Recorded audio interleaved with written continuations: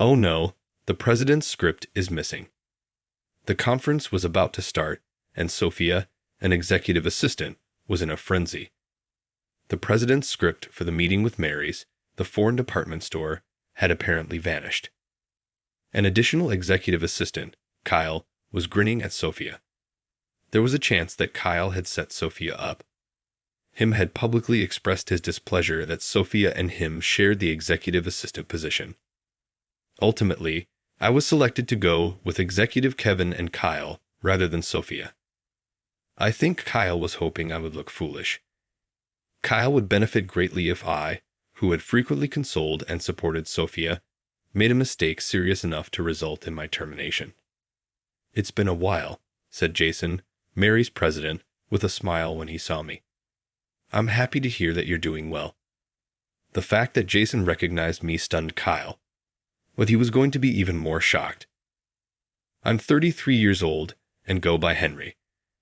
I work as a dedicated driver for Kevin, one of the executives at Thornton's right now. The department store company Thornton has stores all throughout Japan and has also grown into big cities like New York and Los Angeles. It's likely that most people believe my life is trouble-free because I work for a steady corporation. But I didn't have an easy time getting to where I am now. I get dressed nicely every morning, wax a fancy automobile, and go over to Kevin's place. I straighten my tie, stand in front of the intercom, and push the button. Kevin's wife soon shows up and gives me a kind greeting, saying, "Thank you, always, for your hard work." After a while, a distinguished man with neatly combed hair that is beginning to gray shows up at the door. I give Kevin a deep bow, open the back door, and let him get inside the car. I quickly go back in the driver's seat, start our daily morning routine, and lightly touch the gas pedal. Of course, being an executive driver was not my ideal. As a matter of fact, my academic background is really excellent. Although I was born in Japan, my family relocated to the US when I was 2 years old because of my parents' jobs. I felt more at ease speaking English than Japanese because we moved from state to state. Even though I grew up in a free-spirited atmosphere, my parents sent me to a Japanese school because they believed I could visit Japan in the future and needed to experience its rigorous academic system. Studying has never been a chore for me because I've always been the type to look things up if I didn't understand them. Ultimately, my father was never sent back to Japan, and I grew up in the US with aspirations of becoming a businessman. I attended Harvard University to get a degree in economics. The relaxed atmosphere in a Japanese university is very different from student life at an American university. Without diligent study, grades rapidly decline and failure is a likely outcome. I therefore focused entirely on my academics throughout those 4 years, not even taking on a part-time job, and I eventually graduated from Harvard with high honors. I think everyone around me had high hopes for the future, but life has a habit of taking unforeseen turns. After a number of ups and downs, I ended up back in Japan at the age of 33, working for Thornton and driving for Kevin. At Thornton's headquarters, Kevin's automobile glided effortlessly into the subterranean parking lot. Kyle and Sophia are the 2 individuals who wait for him there at attention each morning. It seems that Kevin appreciates both a male and female viewpoint to properly support his job. When Kevin exits the vehicle, they give him a deep bow and say, "Good morning." After that, the 3 of them enter the elevator and ascend to the 8th floor executive suite. I need to catch my breath now. I take a deep breath and stretch as I get out of the car, preparing for the day. Despite the fact that I only drive these 3, it can be amusing to watch them. Kyle graduated from a well-known national university with a degree in English and is particularly useful when Kevin meets with foreign clients. Meanwhile, Sophia majored in social anthropology at a private women's college and struggles a bit with English. Although there is no official hierarchy between the 2, Kyle's overbearing personality makes him act as if he were Sophia's superior. He often sneers at Sophia, who graduated from a well-known women's college, saying things like, This is why those privileged girls are hopeless. Having been trained intensively in English from a young age, Kyle has a strong admiration for people who grew up overseas. He holds a grudge against his circumstances, feeling that if his parents had had more money, he could have attended a university abroad. On the other hand, observing Sophia, it's clear she had few financial struggles, yet still faced her own issues. Since elementary school, she attended elite all-girls schools, but often felt out of place around her classmates. She strongly resisted the idea that women should support men and be taken care of, feeling like a bird in a cage. Sophia joined Thornton with a strong desire to escape her strict parents. They held the outdated belief that marriage and homemaking were the best path for a woman, an idea Sophia fiercely resisted. One time, while it was just the two of us left in the car, Sophia shared her thoughts with me. My parents have such outdated beliefs. They think a woman's place is to get married and stay at home. I said, well, I think it's just a mindset. The reason so many couples work these days is that it's hard to live on just one salary. She replied, oh, you're right. Thanks, I really need to stop letting it get to me or Kyle will just mock me again. The two assistants don't get along in the slightest. Kevin and Sophia always sit together in the back seat with Kyle riding in the passenger seat. Even this arrangement bothers Kyle as he watches Kevin turn to Sophia for help with barely concealed bitterness. Kyle seems to see Sophia as an adversary, and he's constantly playing petty tricks on her. It's a regular occurrence for Kyle to shut the door just as Sophia is about to get in right after Kevin. He'll even hand her a pen for taking notes, but deliberately give her one that's out of ink. Honestly, his antics are so childish that, as a fellow man, I feel embarrassed. Having spent so many years in the United States, I naturally developed a habit of acting with courtesy toward women, and I sympathize with Sophia's genuine outlook. So I try to support her whenever I can. Kyle clearly doesn't appreciate my efforts. His harassment of Sophia has only intensified, and I've grown increasingly concerned. Around this time, news surfaced of a potential partnership between Thornton and the global department store chain, Mary's. It was a major event in Thornton's history, generating enough buzz to make it onto TV news. Jason, the president of Mary's, was coming to Japan, and Kyle and Sophia were busy preparing for the meeting. I kept a close eye on Kyle to see if he would pull one of his usual tricks on Sophia, but surprisingly, they were working more smoothly than ever. To be honest, since hearing the name Mary's, I'd barely had the capacity to keep an eye on Sophia. I have no idea how to express this feeling. People often say they have mixed feelings, and that sums it up perfectly. After all, I used to be an employee at Mary's, this American department store, which I thought I'd left behind, but it was suddenly right within reach. I also knew Jason, the president, quite well. I wasn't sure if he remembered me. As long as I remained Kevin's driver, I wouldn't need to come face to face with the American president. It's not that I didn't want to see him. There are countless things I'd like to say, but part of me wanted things to stay peaceful without stirring up the past. Finally, the day of the meeting arrived. Kevin and President Thornton were scheduled to visit the hotel room where Jason was staying. As usual, I waited for Kevin in the underground parking lot. Sophia and Kyle arrived ahead of him. The president would be heading directly to the hotel in a separate car. As the three of us waited by the car for Kevin, Kyle suddenly turned to Sophia and asked, "Sophia, you were in charge of the president's script, right? Can you show it to me?" "Oh yes, I have it here in this envelope," she replied. "I just want to check something. You wouldn't understand the English anyway, so let me have a look." Sophia reached into her bag to retrieve the envelope. I glanced into the rearview mirror, wondering why it was taking so long, and saw Sophia frantically searching through the contents of the envelope. "Oh no, the president's script is missing," she exclaimed. "Could it be? Did you lose it? If so, that's a serious problem," Kyle said. "I'm sure I put it in here." Sitting in the passenger seat, Kyle smirked, glancing back at Sophia with a sly expression. It crossed my mind that Sophia might have been set up by Kyle. I knew all too well how painful it was to be undermined by someone you worked alongside.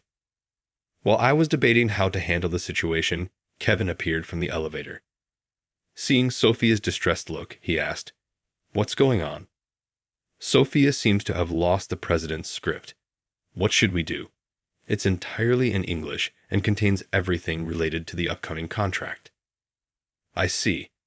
So that's his game," I thought, understanding Kyle's intentions.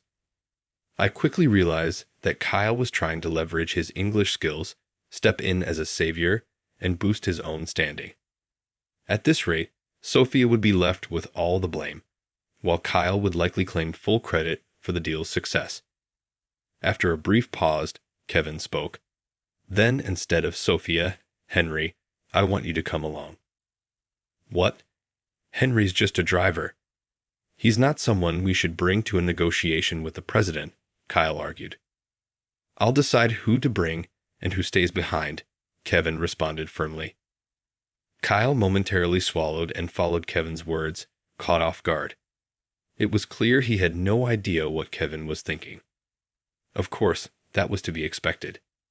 Kevin was the only one here who knew my true background. In the end, I was tasked with accompanying Kevin and Kyle in Sophia's place. Sophia, looking apologetic, bowed her head to me and whispered, "Thank you." I felt a quiet satisfaction knowing she trusted me. Perhaps she suspected there was more to me than just being a driver. So the four of us got into the car and headed to the hotel where Jason awaited us. In the car, Kyle contacted the president's assistant on his phone to report that the script had gone missing. He leaned back in the passenger seat with a smug, condescending smile on his face. "Not to worry, we're bringing along our secret weapon, Henry," Kyle said. Sophia sat there, looking down, clearly distressed, certain this was Kyle's scheme. I felt a pang seeing her so downcast. With no way to prove Kyle's involvement, my only option was to ensure the meeting went smoothly. I pulled up at the hotel entrance, handed the keys to the valet, and we headed into the lobby. Sophia stayed behind in the car with a mix of nerves. I clutched the materials Sophia had entrusted to me and followed Kevin, walking beside me. Kyle wore a constant smirk, making me feel increasingly uncomfortable. He was clearly hoping I'd embarrass myself.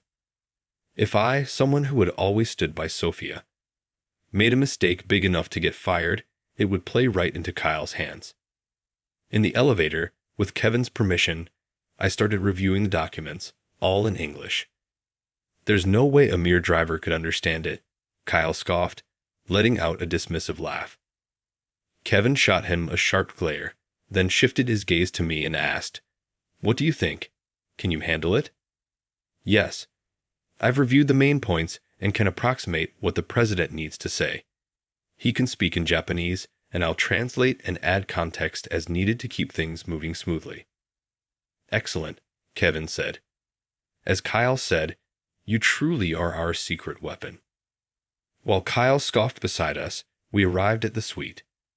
Jason had rented out the entire top floor, and a blonde assistant guided us to the room. I felt a surge of tension I hadn't experienced in years and clenched my fists tightly.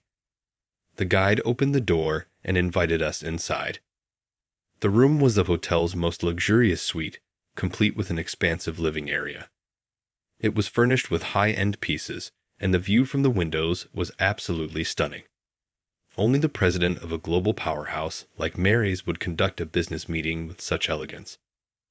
Mr. Thornton had already arrived with his male assistant and was gazing out the large window at the city skyline. Kevin offered a brief explanation for the delay, and the president nodded in understanding. After a short wait, a large East Asian-looking man emerged from the back room. It was Jason, the president of Mary's. First, the president greeted him with a handshake, followed by Kevin with a warm, approachable smile. Jason extended his hand to us assistants as well. Feeling a bit humbled, I reached out and shook his hand. Then Jason's smile grew even brighter, and he spoke to me in fluent Japanese. "It's been a while, Henry. Glad to see you're doing well. It's been a long time, I replied. I'm glad to see you're well too. It feels strange to be speaking in Japanese like this. Yesterday, I visited my grandmother's grave. Japan really is a wonderful country, especially since it's home to talents like you. Kyle was more than just surprised. He was utterly dumbfounded to see that Jason knew me. Sure, it would be shocking for anyone to hear someone refer to a mere driver as a talent. But Kyle was about to be even more surprised. Unable to hold back, he turned to me, his curiosity overriding his focus on the business meeting. What's going on? Why are you so friendly with Mary's president? This has to be the first time you've met. Actually, it's not our first meeting, I replied. I once worked for Mary's, but I don't think this is the right time to discuss my history. Let's focus on the meeting. And so we entered the main phase of the negotiation, with me acting as Mr. Thornton's interpreter and providing additional explanations for the content outlined in the documents. Kyle, watching me navigate the conversation with Jason so smoothly, was utterly taken aback. The reason I could speak so comfortably with Jason was that we had once worked together. After graduating from Harvard, I planned to build my career in the United States and join Mary's sales division. I was with Mary's for about 5 years. I introduced unexpected ideas that drew in customers, achieving success after success. My supervisors took a strong liking to me, going so far as to call me a future executive candidate. Being young, I let the praise get to my head, becoming bolder and more visible in my actions. Since Jason, an Asian like me, was part of the executive team, I didn't feel any sense of inferiority about my heritage. But I was the only one who thought that way. Other employees, particularly those from Western backgrounds, saw things differently. One of my colleagues was a woman named Mia, who joined the company at the same time as I did. Mia was also a Harvard graduate, and from the start of our careers, people constantly compared us. Apparently, this comparison bothered Mia immensely. With her blonde hair and blue eyes, she was the quintessential Western beauty, and her looks had turned heads since our university days.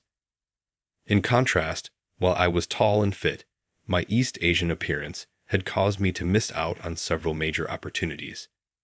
However, my easygoing personality served me well, allowing me to thrive and steadily build a track record despite the strong biases present in American society. Then one day, it was discovered that Mia had embezzled company funds. Shockingly, during the investigation, she claimed that I was her accomplice. I denied it vehemently and even considered hiring a lawyer, but the cold stares around me wore me down, and eventually, I gave in. I resigned from Mary's and returned to Japan for a while. I couldn't bring myself to do anything. I had enough savings, so I rented a nice apartment for myself and spent my days watching movies on a subscription service from morning to night. Just as I was starting to think I couldn't go on like this, Kevin, a senior from Harvard, reached out to me after hearing about my situation. That's when my life took a major turn. Kevin didn't just give me a job as a driver. In reality, I was also tasked with observing the 2 executive assistants, Kyle and Sophia. According to Kevin, although both of them were essential to his work, they had a deeply antagonistic relationship that threatened to cause issues. He wanted me, as his driver, to keep an eye on them and make sure neither attempted to undermine the other. Since I was already ready to get out of my lazy routine, I accepted Kevin's proposal. Thornton's, a large department store chain expanding worldwide, seemed like a natural fit, especially with my experience at Mary's, another major department store. Starting the very next day, I began my work as a driver, observing Kyle and Sophia. As for the missing script today, it was Kyle's doing, an attempt to set Sophia up. I had cameras and microphones installed in the office, so there should be footage clearly showing him removing the script from the envelope.